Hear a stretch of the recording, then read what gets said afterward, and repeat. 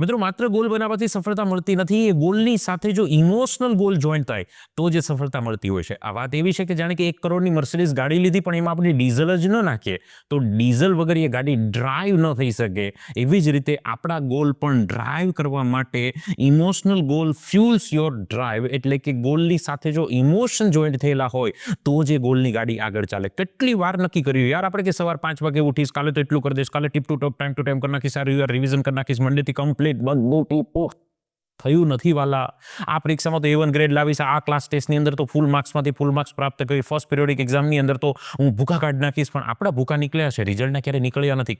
માત્ર એ ગોલ છે, ઇમોશન એની સાથે કોઈ જોડાયેલું નથી. તમને કદાચ પ્રશ્ન પૂછવામાં આવે કે એ નહીં થાય તો તમે કહો તો કંઈ વાંધો નહીં, ન થાય તો. આ ફરક જે નથી પડતો ને એ બતાવે છે કે મર્સિડીઝ ડીઝલ નથી.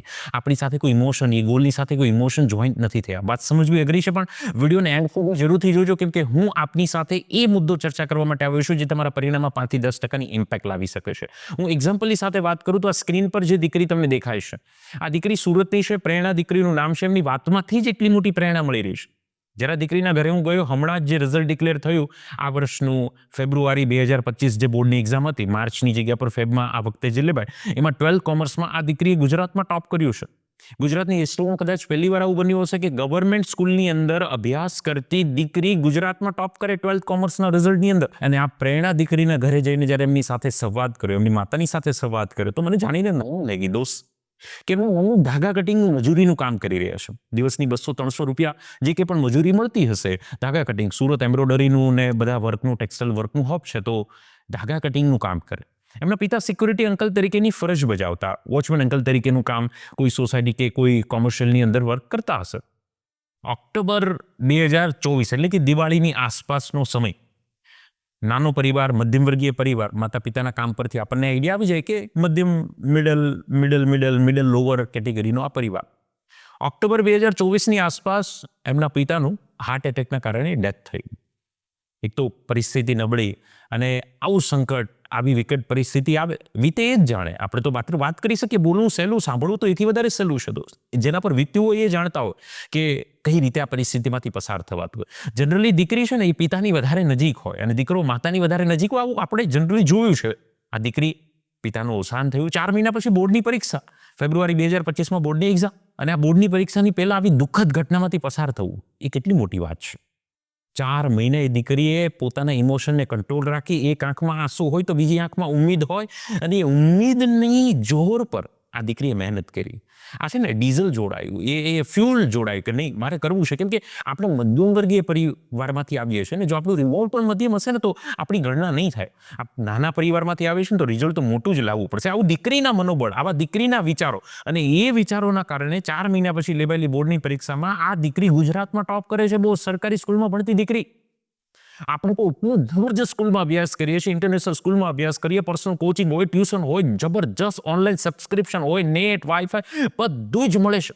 પ્રેરણા કરતો તો કેટલી સારી પરિસ્થિતિમાં રહીએ છીએ, પણ છતાં આપણું પરિણામ નથી. કેમ કે ખાલી મર્સિડીઝ છે, ડીઝલ નથી દોસ્ત. ડીઝલ કરતાં મર્સિડીઝની કિંમત વધારે છે, પણ ડીઝલ વગર કોઈ કામનું નથી. આ ઇમોશન નહીં જોડાય ને ત્યાં સુધી ગોલ સફળતા નહીં અપાવે. ગમે તેટલા બનાવો, ગમે ત્યાં લગાવો, ગોલની સાથે ઇમોશનને જોઈન્ટ કરો. કેમ કે માત્ર ગોલથી સફળતા નથી મળતી. તમને એક બીજું સરસ મજાનું ઉદાહરણ આપું. આ માઉન્ટેન મેન દશરથ માંઝી, જેનું નામ તમે અનેકવાર સાંભળ્યું હશે, સરસ મજાનું મૂવી પણ આમના ઉપર બનેલું છે. દશરથ માંઝી, નવાઝુદ્દીન સિદ્દીકીએ બહુ સરસ મજાની કિરદાર એમને નિભાવ્યો છે. માંઝી બિહારના એક નાના એવા ગામમાંથી આવતા દશરથ માંઝી, એમનો પરિવાર, અને એમના ગામથી બીજી ગામ જવા માટે રસ્તામાં વચ્ચે વિશાળ પહાડ આવે. એ પહાડને ઓળંગીને યા તો ફરીને તમે જાઓ ને તો બસ પસાર થઈ જાય. અને એટલે પછાત ગામ, કે ગામમાં કોઈ દુકાન ન મળે, કોઈ ચીજ વસ્તુ ન મળે, હોસ્પિટલ તો બહુ દૂરની વાત થઈ. જીવન જરૂરી સામાન લેવા માટે પણ તમારે બીજા ગામ પર, બીજા શહેર પર ડિપેન્ડ રહેવું પડે. આવી પરિસ્થિતિનું એ ગામ બન્યું. એવું કે વાત લાંબી ન બને તો ટૂંકમાં તમને જણાવું કે દશરથ માંઝી એ પહાડની ચોટી પર એકવાર લાકડા કાપતા હશે ને કંઈક વર્ક કરતા હશે, અને એમના ફાલ્ગુની, એમના વાઈફ, એમના માટે સરસ મજાનું ભોજન લઈને ઉપર જતા હતા, અને ફાલ્ગુની એમના વાઈફનો પગ લપસ્યો અને એ પહાડની ચોટી પરથી નીચે પડ્યા. ગબડતા નીચે સુધી પહોંચ્યા. માજીને ખબર પડી. દશરથ માંઝી આવ્યા, અને હોસ્પિટલે જવું હોય તો પણ આખો પહાડ વીંધીને, ઓળંગીને, ફરીને આખો પસાર થઈ જાય. અને એમાં જ એમના પત્નીના પ્રાણ ગુમાવ્યા. વ્યક્તિ હતાશ થઈ ગયો, તૂટી ગયો, કોલેપ્સ થઈ ગયો, લગભગ ઓલમોસ્ટ ડિપ્રેશન જેવા વિચારોની અંદર આ વ્યક્તિ ઘૂસી ગયો. એકાદ વર્ષ આમ જ ચાલ્યું અને એક દિવસ એ વિચાર આવ્યો, કેમ કે હવે ગોલ નથી રહ્યો, એ ગોલની સાથે ઇમોશન જોઈન્ટ થઈ ગયું છે. અને એ દશરથ માજી એ પહાડની સામે જોઈને કીધું કે આ પહાડે જે મારા વાઈફનો જીવ લીધો છે, ફાલ્ગુનીનો જીવ લીધો છે, આજ પછી આ પહાડ આવો જીવ કોઈનો લઈ નહીં શકે, કેમ કે હવે દશરથ માજી આ પહાડને વિંધવાનો છે. ઘરમાં કોઈ ટૂલ ન મળે, એવી કોઈ ટેકનોલોજી જ નથી, માત્ર છીણી અને હથોડીના જોર પર. સાંભળજો, માત્ર છીણી હથોડી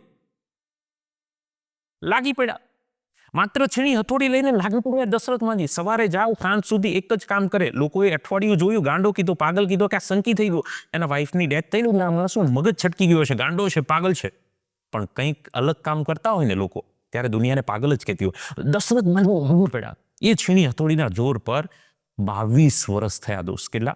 એકનું એક કામ. આજે મિત્રો સમાજ વિજ્ઞાન, ગણિત, Gujarati, Sanskrit, English, computer, chemistry, physics વચ્ચે કંટાળી જાય એને કહું છું, સાહેબ કેટલી વાર વાંચવાનું, કેટલી વાર એકનું એક કરવાનું. 22 વર્ષ એકનું એક કામ. સવાર જવાનું, છીણી હથોડીથી પહાડને તોડવાનો, છીણી હથોડીથી પહાડ તોડવાનો. આજે મગજમાં ન બેસે, આ તો વાત એટલા વર્ષો જૂની છે. 1980-82ની ટાઈમની હું તમને વાત કરી રહ્યો છું. 22 વર્ષ લગાતાર છીણી હથોડીના ઘા માર્યા, અને એક હથોડીનો ઘા એવો થયો કે સૂર્યના કિરણો એ પહાડ વિંધીને નીકળ્યા. 360 ફૂટ લાંબો, 30 ફૂટ પહોળો અને 25 ફૂટ ઊંડો રસ્તો આ માજીએ પહાડ વિંધીને કરી દીધો. માત્ર એ ગોલની સાથે ઇમોશન જે જોડાયું. અને આજે પણ દશરથ માજી ભલે હયાત ન હોય, પણ આ રોડને જોઈને, આ માર્ગને જોઈને માજીને આખી દુનિયા યાદ કરે છે. આવા તો અનેકો ઉદાહરણ બની શકે. તમે પણ તમારા ગોલની સાથે ઇમોશનને જોડો દોસ્ત.